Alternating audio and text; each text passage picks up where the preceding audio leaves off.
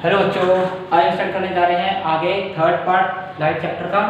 और आज हम देखेंगे कि इसमें हम कॉनकेव मिरर का यूज़ कैसे करते हैं, ठीक है, और कॉन्वेक्स मिरर कैसे इमेजेस बनाता है, ठीक है। एंड देन हम पढ़ेंगे एक मिरर फॉर्मूला और उस पर एक न्यूमेरिकल। चलिए शुरू करते हैं। सबसे अगर बात करें कि हमारा जो कॉनकेव मिरर है उसके यूजेस क्या क्या हैं, तो हम बोलते हैं as a reflector in flash light use करते हैं, यानी कि हम इसको टॉर्च में यूज़ करते हैं। कहाँ यूज़ करते हैं? टॉर्च में, सर्च लाइट में। इन जगहों पर हम क्या यूज करते हैं? हमारा कॉनकेव मिरर। क्यों यूज करते हैं? क्योंकि ये स्ट्रॉन्ग पैरेलल बीम प्रोड्यूस करता है, strong parallel beam of light produce करता है, ठीक है। नेक्स्ट सेकंड बात करते हैं एज ए शेविंग मिरर। तो जितने भी शेविंग मिरर होते हैं जो आपके सैलून में लगे होते हैं, उसमें हम यूज करते हैं क्या चीज? हमारा कॉनकेव मिरर, क्योंकि ये इमेज को बड़ा करके दिखाता है, ठीक है, to produce large image of face, ठीक है। थर्ड आता है बाय डेंटिस्ट एंड ईएनटी। बात वैसे डेंटिस्ट तो हमें पता है, डेंटिस्ट यूज करते हैं ताकि टीथ की जो इमेज है वो क्या हो जाए? लार्ज नजर आए, इसके लिए यूज करते हैं। But what is ENT? तो ईएनटी मतलब ईयर, नोज एंड थ्रोट। ऐसे डॉक्टर जो ईयर, नोज, थ्रोट का ट्रीटमेंट करते हैं वो भी हमारे यूज करते हैं क्या चीज? Concave mirror. And last is solar panel. Why solar panel? Because it concentrate sunlight at a point। मतलब सन से जो लाइट आ रही है सारी, उसको एक ही पॉइंट पर क्या कर देगा? कंसंट्रेटेड कर देगा। तो इसको यूज करते हैं कहां पर? एज अ सोलर पैनल्स में, ठीक है। जो सन से लाइट आ रही है अलग अलग डायरेक्शन से, उसको एक ही डायरेक्शन में लाके क्या कर देगा? एक पॉइंट पे कंसंट्रेटेड कर देगा, यानी क्या कर देगा? कन्वर्ट्स कर देता है लाइट को। प्रॉपर्टी होती है कॉनकेव मिरर की, क्या करता है? कन्वर्ट्स करता है लाइट को एक पर्टिकुलर पॉइंट पे। चलिए आगे बात करते हैं।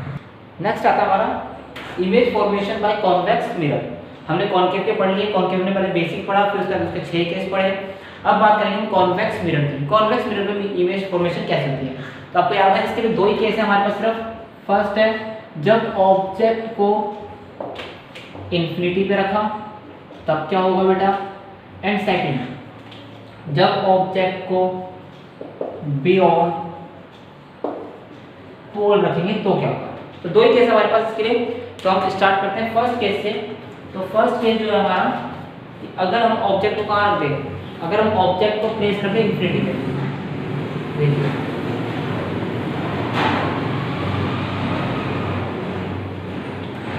This is a pole, focus, centre of curvature. और यहाँ कहीं पर हमने एक ऑब्जेक्ट को प्लेस कर दिया, तो ऑब्जेक्ट से पैरेलल लाइंस निकलेंगी। कैसी लाइंस निकलेगी? पैरेलल रे ऑफ लाइट निकलेगी। और ये टकराने के बाद कहाँ जाएंगी? होना चाहिए फोकस के पास, तो हम इसको पीछे फोकस पे लेके आए, क्योंकि इमेज यहाँ पर इस साइड नहीं आ सकती। रीजन है क्यों? क्योंकि ये पेंटेड एरिया है। सेम यहाँ से ऐसे भी लाइन टकरा के कुछ ऐसे हो जाएंगी, लेकिन क्योंकि पैरेलल टू प्रिंसिपल एक्सिस, तो कहाँ से पास होगी? फोकस से, तो कुछ यहाँ पे। Now this point is known as image. ये इमेज भी हमारी, बट क्योंकि डॉटेड लाइन से ड्रॉ किया, तो लास्ट क्लास में आपको एक चीज समझाई थी, जब भी हम डॉटेड लाइन से ड्रॉ करते हैं तो इमेज कैसे होती है? Virtual and direct. तो यहाँ पर जो इमेज बन रही है वो कैसी बन रही है बेटा? इमेज का नेचर कैसा है? वर्चुअल एंड डायरेक्ट, ठीक है।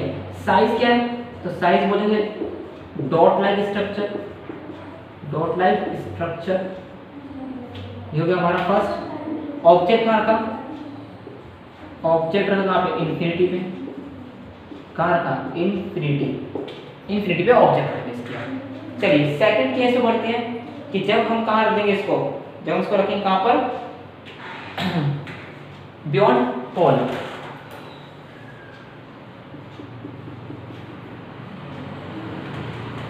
Now this is pole, focus, centre of curvature. और यहाँ पर एक ऑब्जेक्ट को प्लेस कर दिया, ray of light parallel to principal axis, टकराने के बाद कहाँ से पास होती है? फोकस से। तो एक तो फोकस से पास हो रही है, और दूसरी लाइट रे जो हमारी जा रही है वो निकल रही है कुछ ऐसे, कि भाई ये फोकस से पास होनी चाहिए थी, तो कुछ ऐसे, और पैरेलल टू प्रिंसिपल एक्सिस। ठीक है बेटा, कुछ ऐसे बन के आया हमारे पास, कुछ ऐसे बन के आया। और जब मैं इस लाइन को ड्रॉ करूँगा कुछ यहाँ पर, तो यहाँ पर ये पॉइंट कट करेगा और ये क्या बन जाएगी मेरी, दिस इज इमेज। ये क्या बन गया मेरे पास, इमेज बन गई। ठीक है, तो यहाँ पर ये इमेज बनी बिटवीन पोल एंड फोकस। तो इमेज का बनी, इमेज बनी between pole and focus. Size क्या होगा, स्मॉलर देन ऑब्जेक्ट। नेचर की बात की जाए, नेचर क्या होगा, तो देखिए डॉटेड लाइन से ड्रॉ किया है, यानी virtual and erect, virtual and erect. तो हमारे पास दो ही केस थे इसके। ठीक है, एग्जाम में कॉन्वेक्स मिरर का आज तक कुछ भी नहीं पूछा गया, हमेशा कॉनकेव मिरर का पूछा जाता है। तो अगर आपको थोड़ी डिफिकल्टी होती है तो आप उसको छोड़ सकते हैं। ठीक है, चलिए नेक्स्ट टॉपिक बढ़ते हैं। चलिए, अब तक का इस चैप्टर का सबसे मोस्ट इंपॉर्टेंट टॉपिक है हमारा साइन कन्वेंशन। जब तक आपको साइन कन्वेंशन याद नहीं होगा या समझ में नहीं आएगा, तब तक आप इस चैप्टर की न्यूमेरिकल सॉल्व नहीं कर सकते। चलिए अब हम कुछ समझते हैं इसमें, कि जैसे मान लीजिए ये हमारा कॉनकेव मिरर है। क्या चीज़ है, कॉनकेव मिरर, सबको पता है। और यहाँ पर इस लाइन को क्या बोलते हैं, this is principal axis, pole, focus, centre of mirror. मैं आपको 3-4 चीज़ें बताऊंगा जो आपको अगर समझ में आ जाती है तो बहुत अच्छी बात है, समझ में आ जाएगी बड़े आराम से। ठीक है ना, चलिए मैंने यहाँ पर कहीं ऑब्जेक्ट को प्लेस किया, क्या सुनना, मैंने यहाँ कहीं ऑब्जेक्ट को प्लेस किया। किसको प्लेस किया, ऑब्जेक्ट को। तो मैं बोलूँगा इस ऑब्जेक्ट का पोल से लेकर distance, it is known as object distance, object distance, और इसको डिनोट करते हैं यू से। अब इसे आप समझो क्या कहते हैं। ठीक है ना, कैसे डिनोट करते हैं, यू से। अब मैं बोलता हूँ यहाँ पर कहीं इमेज बन गई, मान लेते हैं यहाँ पर कहीं इमेज बन गई, दिस इज इमेज। ठीक है ना, ये इमेज बन गई। तो मैं बोलूँगा पोल से लेकर इमेज तक के डिस्टेंस को बोलते हैं इमेज डिस्टेंस, इमेज डिस्टेंस। और इसको दिखाते हैं बी से। किसे दिखाते हैं, बी से। इसी तरह से पोल और फोकस के बीच की दूरी, शुरू में बताया था एफ, स्मॉल एफ से दिखाते हैं, इसको बोलते हैं फोकल लेंथ। अब बात ये सर साइन कन्वेंशन का मतलब क्या है। तो बेटा साइन कन्वेंशन मतलब समझो कि लेफ्ट और राइट दो चीजें हमारे पास, जो भी चीज लेफ्ट में आएगी उसके साथ साइन हमेशा माइनस का आएगा। समझ ध्यान से, जो भी चीज लेफ्ट में आएगी उसका साइन कौन सा आएगा, माइनस में आएगा। तो अगर मैं ये मिरर देखता हूँ, ध्यान रखो, अगर ये मिरर देखता हूँ तो इस मिरर के लेफ्ट में आ रहा है यू, इस मिरर का लेफ्ट होगा ये, जैसे मैं ऐसे खड़ा हूँ मेरे लेफ्ट में आया ये, है ना। तो मिरर के लेफ्ट में आ रहा है ऑब्जेक्ट डिस्टेंस, तो यू कैसा होगा, माइनस का। इमेज भी कहाँ आ रही है, लेफ्ट में, तो क्या होगा, माइनस वी। ऐसे फोकस भी कहाँ आ रहा है, माइनस है। ठीक है, तो यार रखना जो चीज लेफ्ट में आएगी वो हमेशा नेगेटिव होगी, जो चीज राइट में आएगी वो हमेशा पॉजिटिव। तो मैंने शॉर्ट में लिखता हूँ चीज कि जो चीज आएगी लेफ्ट में वो हमेशा नेगेटिव होगी, जो चीज आएगी राइट में वो हमेशा पॉजिटिव होगी। कितनी याद करोगे। और एक छोटी सी बात और लिखता हूँ यहाँ पे, ध्यान सुनो, जो यूनिवर्सल सत्य है, जो यूनिवर्सल सत्य है, you is always negative, you हमेशा ही क्या होगा, नेगेटिव होगा। ठीक है, ऑब्जेक्ट हमेशा क्या होगा, नेगेटिव होगा, यानी ऑब्जेक्ट हमेशा लेफ्ट में प्लेस होगा, कभी भी राइट में प्लेस नहीं हो सकता। ठीक है, तो ये मैंने केस 1 में समझाया आपको, केस 1। अब एक बार केस सेकंड में सोचते हैं, केस सेकंड। मान लो मैंने फिर दोबारा से कॉनकेव मिरर लिया, this is pole, focus, centre of curvature. ठीक है बेटा, pole, focus and centre of curvature. और मैंने ऑब्जेक्ट को यहाँ प्लेस किया, दिस इज ऑब्जेक्ट। क्या चीज है, ऑब्जेक्ट। और मेरी इमेज कहीं यहाँ जाके बनी, दिस इज इमेज। मान लेते हैं ये इमेज बनी, इमेज। ठीक है ना। अब बात आती है कि सर पोल से लेके ऑब्जेक्ट तक का डिस्टेंस को हम u से दिखाते हैं, पोल से लेके इमेज तक के डिस्टेंस को हम v से दिखाते हैं, और p और f के बीच में डिस्टेंस को f से दिखाते हैं। ठीक है बेटा, अब बात करते हैं सर इनके साइन क्या क्या आएंगे, तो ध्यान समझिएगा। मैं देखता हूँ जो u है मेरा वो लेफ्ट में आ रहा है तो साइन आएगा माइनस का, f भी मेरा लेफ्ट में आ रहा है साइन आएगा माइनस का, लेकिन इमेज कहाँ आ गई मिरर के राइट में, इमेज कहाँ गई मिरर के राइट में, यहाँ साइन आएगा प्लस का। ठीक है, तो छोटी सा समझाएंगे कि भाई जो चीज़ लेफ्ट में आएगी वो नेगेटिव होगी, जो चीज़ राइट में आएगी वो हमेशा पॉजिटिव होगी, और u तो हमेशा ही क्या होगा नेगेटिव होगा। ठीक है, u हमेशा क्या होगा नेगेटिव होगा। चलिए अब बात करते हैं थर्ड केस की, केस थर्ड।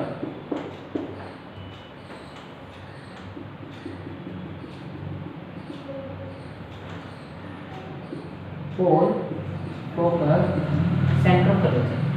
ठीक है, pole focus centre of curvature. ठीक है, तो देखिए मान लीजिए मैंने यहाँ एक ऑब्जेक्ट को प्लेस किया, इसकी इमेज यहाँ बन गई, दिस द ऑब्जेक्ट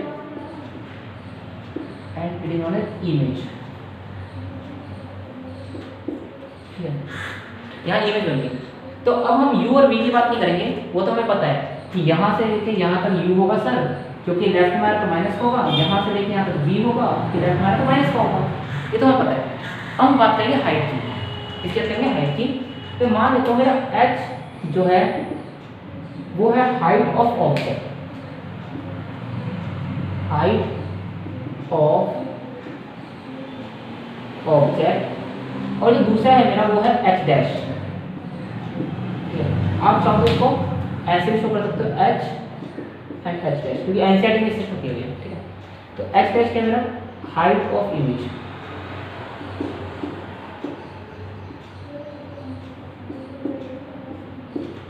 देखो u v f जब हम देखते हैं तो हम देखते हैं लेफ्ट एंड राइट, बट जब हम h और h डैश देखते हैं तो हम इसे देखते हैं प्रिंसिपल एक्सिस के अबव आ रहा है या प्रिंसिपल एक्सिस के बिलो आ रहा है। अगर h जो है हमारा या h डैश है वो प्रिंसिपल एक्सिस के अबव आता है तो वो हमेशा पॉजिटिव होगा, जबकि अगर प्रिंसिपल एक्सिस के बिलो आता है तो हमेशा नेगेटिव होगा। तो यहाँ अगर मैं देखता हूँ तो ये मेरा ऑब्जेक्ट यानी h है और ये मेरा h डैश है, क्योंकि प्रिंसिपल एक्सिस से ऊपर आ रहा है तो ये पॉजिटिव होगा। प्रिंसिपल एक्सिस से ऊपर आ रहा है तो मेरा पॉजिटिव होगा, और ये वाला h डैश प्रिंसिपल एक्सिस से नीचे आ रहा है तो ये कैसा होगा, this is minus h dash. इससे कोई फर्क नहीं पड़ता कि वो लेफ्ट में या फिर राइट में, सिर्फ डिपेंड करेगा इस पे कि प्रिंसिपल एक्सिस के अबव है या बिलो है। अगर मैं इसी चीज को यहाँ बना दूँ तो ये प्रिंसिपल एक्सिस के अबव है तो ये पॉजिटिव h डैश होगा। ठीक है, और अगर मैं h को यहाँ बना दूँ तो this is minus of h होगा। ये सिर्फ डिपेंड करता है किस पे कि ऑब्जेक्ट अबव रखा है या बिलो रखा है। ठीक है, हाइट के केस में अबव और बिलो चलेगा, जबकि u v f के केस में क्या चलेगा लेफ्ट एंड राइट। तो ये था आपका सबसे इंपॉर्टेंट टॉपिक। अगर आपको ये समझ में आ गई तो आप न्यूमेरिकल आसानी से सॉल्व कर लोगे। ठीक है, चलिए नेक्स्ट टॉपिक बढ़ते हैं और देखते हैं मिरर फॉर्मूला। चलिए नेक्स्ट टॉपिक आता है आपका mirror formula and magnification. Mirror formula and magnification, और ये मान लीजिए सारे न्यूमेरिकल इसी फॉर्मूले से होने वाले हैं। फिलहाल तो जो आज हम न्यूमेरिकल करेंगे वो भी इसी फॉर्मूले पे डिपेंड करेगा। ठीक है, तो मिरर फॉर्मूला एक्चुअली होता है, जैसे मान लीजिए मैंने मान लिया एक मेरे को कॉनकेव मिरर है, ये क्या मेरे को concave mirror, this is for focus centre of curvature. मैं बोलता हूँ यहाँ पर एक ऑब्जेक्ट रखा हुआ है, दिस इज द ऑब्जेक्ट, यहाँ से लेके यहाँ तक का डिस्टेंस u, यहाँ पर इमेज बनेगी, दिस इज इमेज, और इमेज के लिए हम क्या लेंगे v, और ये लेंथ है। तो हमारे पास रिलेशन होता है, रिलेशन बिटवीन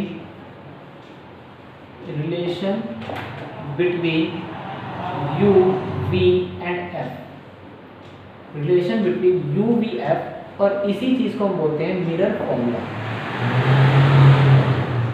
इसी चीज को हम बोलते हैं मिरर फॉर्मूला। अब आते हैं सर मिरर फॉर्मूला है क्या, देखते हैं एक बार मिरर फॉर्मूला है क्या। मिरर फॉर्मूला है क्या हमारा, it is equal to 1 by image distance plus 1 by object distance equal to 1 by focal length. ठीक है, अब ये फॉर्मूला कैसे ड्राइव हो तो ये हम पढ़ेंगे 12th क्लास में, अभी तो हमारे सिलेबस में नहीं है, इसको पढ़ेंगे हम 12th क्लास में फॉर्मूला ड्राइव होगा कैसे। तो देखिए 1 बाय इमेज डिस्टेंस, इमेज को डिनोट करते हैं v से, plus 1 by u object distance and equal to 1 by this is the mirror formula. ठीक है, तो ये हमारा फॉर्मूला याद रखना है इसको। ठीक है, कि अगर हमारा मिरर का कोई भी वैल्यू आता है तो हम इस वाले फॉर्मूले को यूज करेंगे। ठीक है, इसे नेक्स्ट टर्म जो आती है बेटा वो आती है आपकी, अच्छा मैं इसको कुछ और लिख सकता हूँ, बिल्कुल लिख सकता हूँ। देखो f क्या होता है, f equal to r by 2 होता है, तो मैं यहाँ पे इसकी वैल्यू पुट करूँगा 1 by v plus 1 by u equal to 1 by r by 2। एक और फॉर्मूला बन के आएगा 1 by v plus 1 by u equal to 2 by r। ये भी हम मिरर फॉर्मूला ही हमारा। ठीक है, फोकल और रेडियस ऑफ कलेक्शन रिलेशन में आपको फर्स्ट क्लास में पढ़ाया था। ठीक है, तो वही रिलेशन है बिल्कुल एज इट इज। चलिए नेक्स्ट बात करते हैं आगे। नेक्स्ट टॉपिक जो आता है हमारा वो आता है मैग्नीफिकेशन। कि सर मैग्नीफिकेशन क्या होता है, व्हाट इज मैग्नीफिकेशन, मैग्नीफिकेशन क्या होता है। ठीक है, तो हम बात करते हैं मैग्नीफिकेशन क्या होता है, तो बोलते हैं it is the ratio of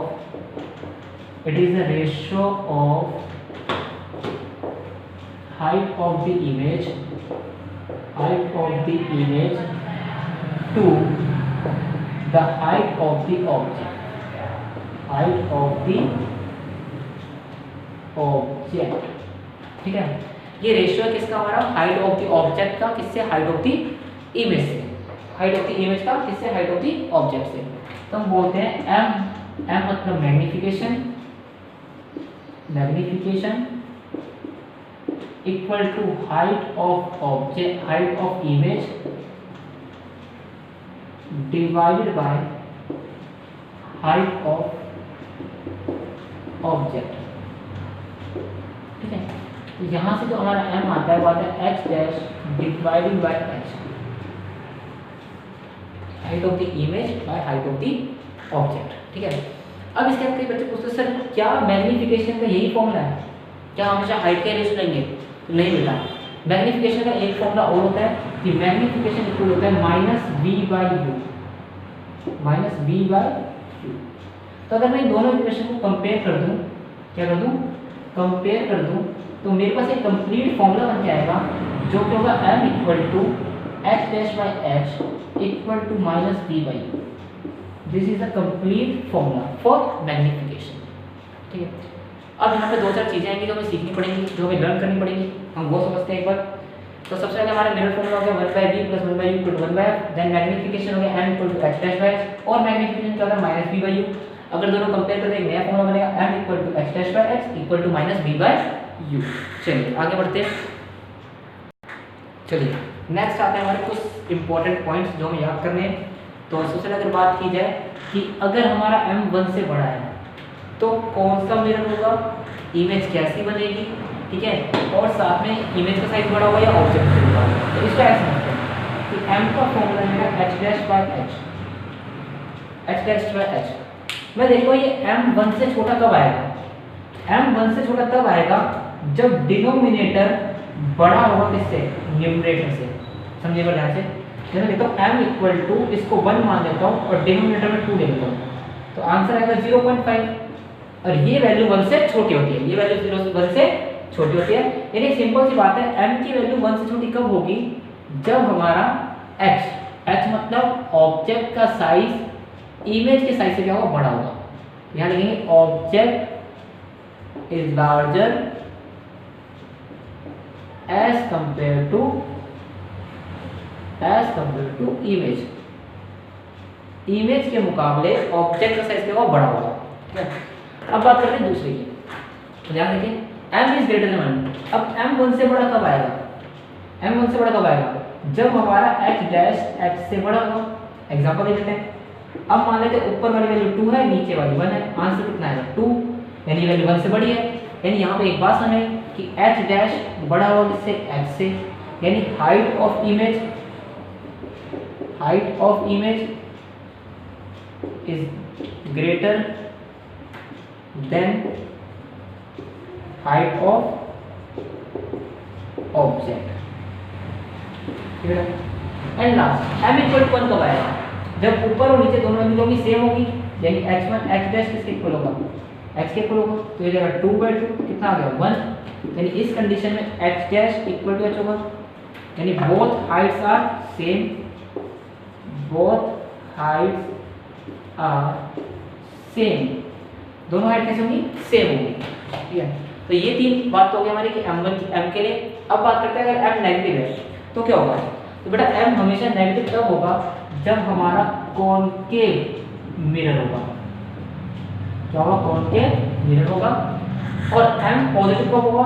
जब हमेशा हमारा कैसा मिरर होगा? कॉन्वेक्स। अब बात आती है सर ये कैसे पता? क्योंकि बेटा कॉनकेव हमेशा इमेज बनाता है रियल एंड इन्वर्टेड बनाता है, रियल एंड इन्वर्टेड बनाता है, जबकि कॉन्वेक्स हमेशा वर्चुअल एंड इरेक्ट बनाता है। तो आपसे दोनों चीज पूछ सकता है, जैसे कि न्यूमेरिकल में यूज होगा। ये न्यूमेरिकल में आपको क्वेश्चन देगा, कुछ लास्ट में एक लाइन बोलेगा find the nature of the image, तब यूज करना ही। तो ठीक है, आपको पॉइंट्स याद होंगे तभी आप लिख सकते हो नेचर कैसा होगा उसका, कौन सा मिरर यूज कर रहे हैं, कैसा होगा साइज इमेज का, बड़ा होगा छोटा होगा, वो सब लिखना पड़ेगा। लेकिन अगर आपसे पूछे कि भाई कौन m की वैल्यू पॉजिटिव क्यों होती है कॉन्वेक्स मिरर के लिए, तो सिंपल है सर क्योंकि जो कॉन्वेक्स मिरर है वर्चुअल इरेक्ट इमेज बनाता है, इसलिए m की वैल्यू पॉजिटिव होती है, जबकि m की वैल्यू नेगेटिव कॉन्केव मिरर के लिए होती है क्योंकि वो रियल एंड इन्वर्टेड इमेज बनाता है। हो गया क्लियर बेटा? पक्का? चलिए अब नेक्स्ट क्लास हम करेंगे इसके न्यूमेरिकल्स। जब तक आप इन फॉर्मूला को अच्छे से लर्न कीजिए, तब तक के लिए गुड नाइट, शब्बा खैर, शुभ रात्रि, टेक केयर, खुदा हाफिज़, आफ्टर सम टाइम।